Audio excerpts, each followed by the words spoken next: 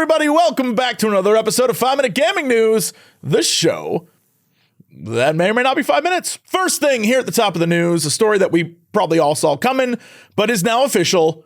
E3 2022 has been canceled. The Entertainment Software Association, ESA, says instead they are going to try and focus on making 2023's physical and digital experiences more polished and better for those looking to attend next year. What that's all actually going to look like as more companies move away from E3, we don't know, but I guess we will all find out together. In other news, hey, it's Thursday, so you know that means I watched me some Halo, and I've got my review of episode 2. The whole show is a problem. I'll admit, I kind of like the sci-fi world building they're doing, but like, if you're a Halo fan, it's insulting to the world created by the game. It's asking you as a fan to separate story from lore, and like, personally for me, that's very hard. But maybe it's just easier for me because I'm used to it. I have been a WoW fan for 15 years and have been divorcing myself from those stories every single expansion when they retcon the previous thing. The problem is, at first you think you can handle it, but eventually, it's just too much. In an actual big story today,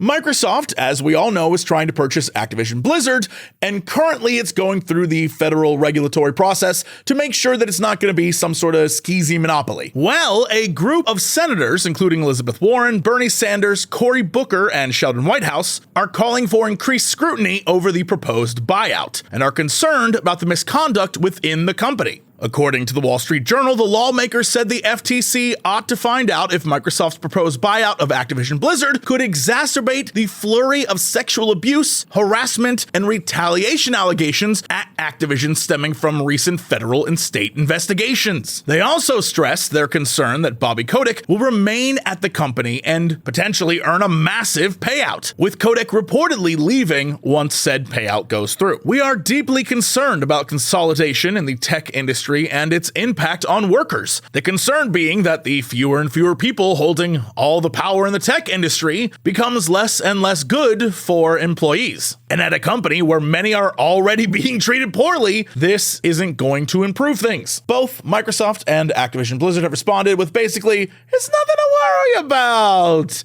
But I guess we will see as the regulation process continues. And lastly, in a follow-up to a story from earlier this week and last week, we finally have more information on why there will be no day one games with the new PlayStation subscription service. In an interview with GamesIndustry.biz, PlayStation CEO Jim Ryan said, "We feel like we are in a good, virtuous cycle with the studios, where the investment delivers success, which enables yet more investment, which delivers yet more success. We like that cycle, and we think our gamers like that cycle. Putting our own games into this service, or any of our services upon their release, as you well know, this is not a road that we've gone down in the past. And it's not a road that we're going down with this new service. We feel if we were to do that with the games that we make at PlayStation Studios, the virtuous cycle will be broken. The level of investment that we need to make in our studios would not be possible. And we think the knock-on effect on the quality of the games that we make would not be something that gamers want." So I think this is just industry speak for we spend a lot of money on our games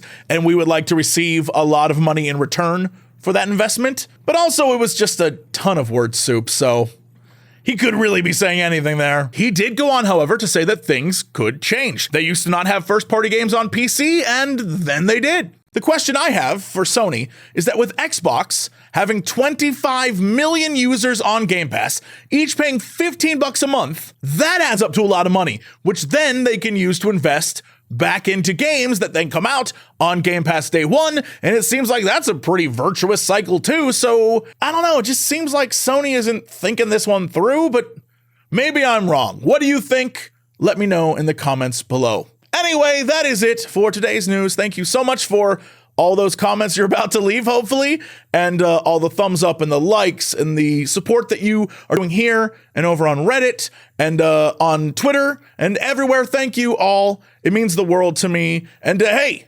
we're doing it. Let's get that million subs. We can do this. Also, thank you to everyone over on patreon.com/Jesse Cox, especially Elhira, Haley Reagan, and Jam Glassman. That is a great name. That's it for me. I'll see y'all tomorrow with another episode of 5 Minute Gaming News.